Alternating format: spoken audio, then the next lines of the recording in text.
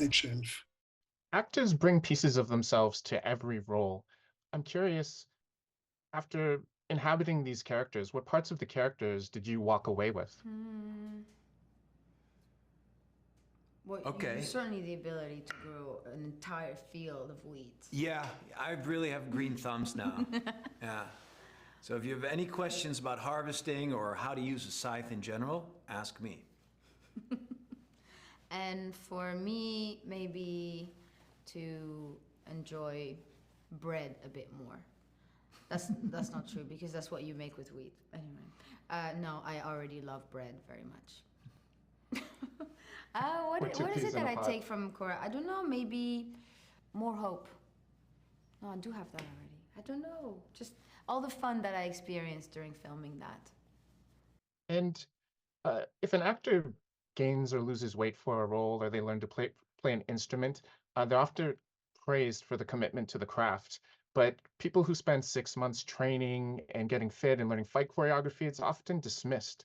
What do both of you think about uh, why is it necessary to talk about stunt choreography and action? How are we going to get this area of film the respect and love it deserves? Yeah, it really does. I think we don't give enough credit to stunts because they're the first people to arrive on set and they're the last one to leave.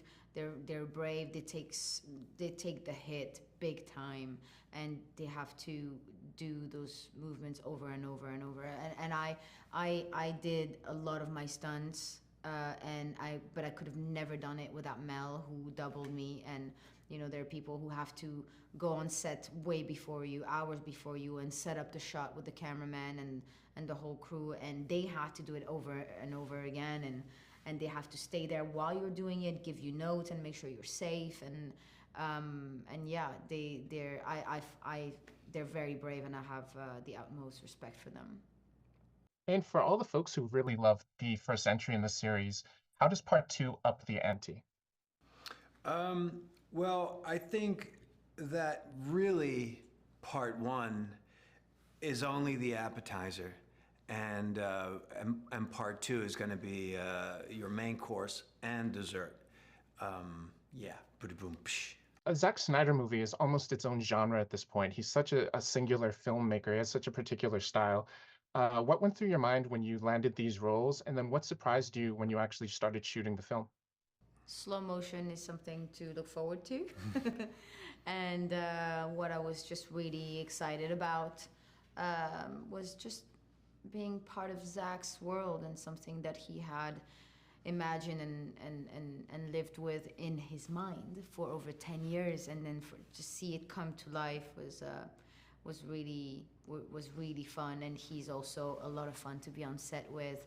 He's a very generous person, and that was a lot of joy for me. Absolutely. I also remember the first time meeting Zach in person was during our prep at the stages, where he had an office that he had completely filled with some of the drawings and sketches that he'd been making for this film over decades.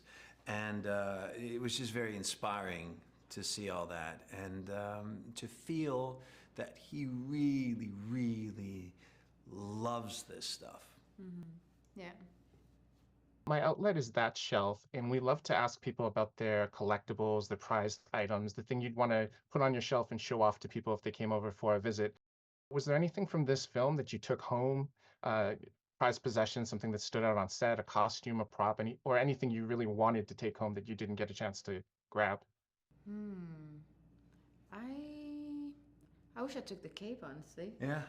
Yeah, I guess that by the end of it, we'd been wearing all of it for like 9 months, and we were ready to let go of it. But now I regret, my character is always wearing like a copper bracelet. Mm-hmm. And I thought, why didn't I hold on to that? They're good for your joints, Yeah. and which makes sense for you because like you need that extra push. I liked his blue jacket a lot. Awesome. Thank you so much for your time, guys, and congrats on the movie. Thank you Thank so you. much.